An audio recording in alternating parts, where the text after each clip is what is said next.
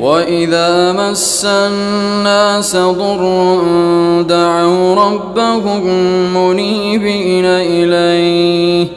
ثم إذا أذاقهم منه رحمة إذا فريق منهم بربهم يشركون ليكفروا بما آتيناهم فتمتعوا فسوف تعلمون أم أنزلنا عليهم سلطانا فهو يتكلم بما كانوا به يشركون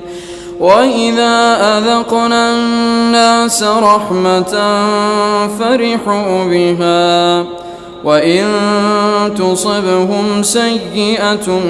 بما قدمت أيديهم إذا هم يقنطون أولم يروا أن الله يبسط الرزق لمن يشاء ويقدر إن في ذلك لآيات لقوم يؤمنون فآت ذا القربى حقه والمسكين وابن السبيل ذلك خير للذين يريدون وجه الله وأولئك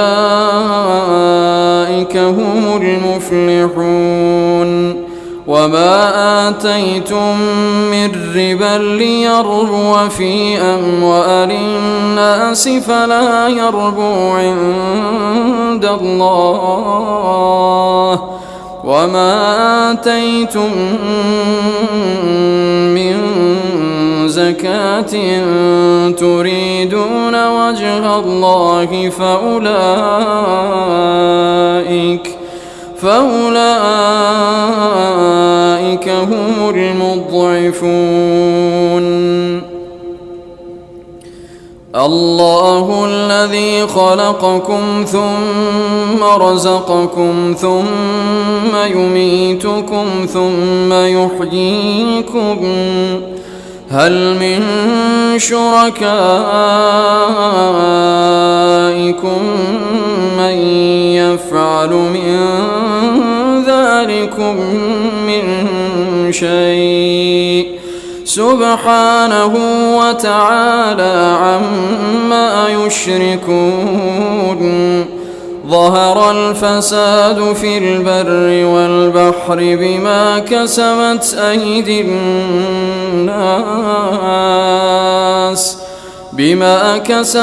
أيدي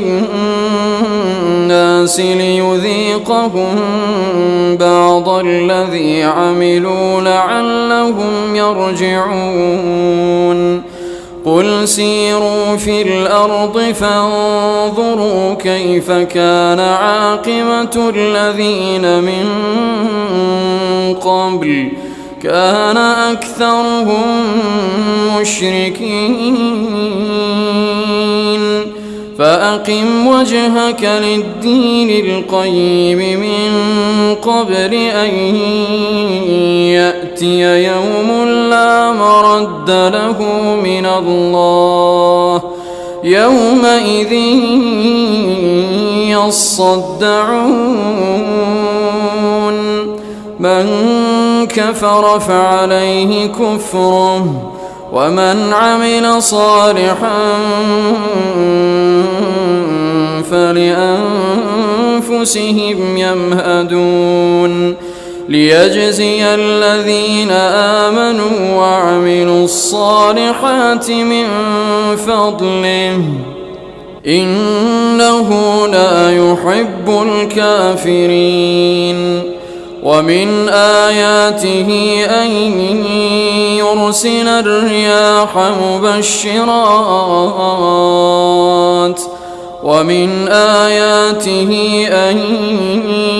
يرسل الرياح مبشرات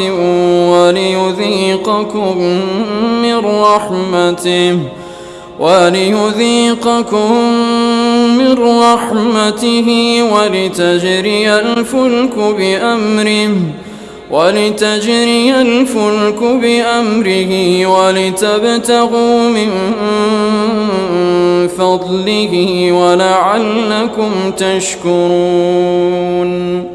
ولقد أرسلنا من قبلك رسلا إلى قومهم فجاءوهم بالبينات فانتقمنا من الذين أجرموا وكان حقا علينا نصر المؤمنين الله الذي يرسل الرياح فتثير سحابا فيبسطه في السماء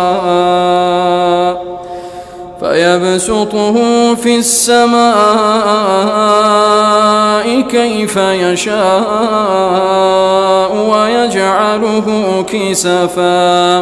ويجعله كسفا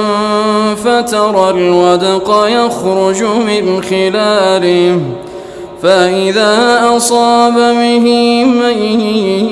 يشاء من عباده إذا هم يستبشرون وإن كانوا من قبل أن ينزل عليهم من قبله لمبلسين فانظر إلى آثار رحمة الله كيف يحيي الأرض بعد موتها إن ذلك لمحيي الموتى وهو على كل شيء قدير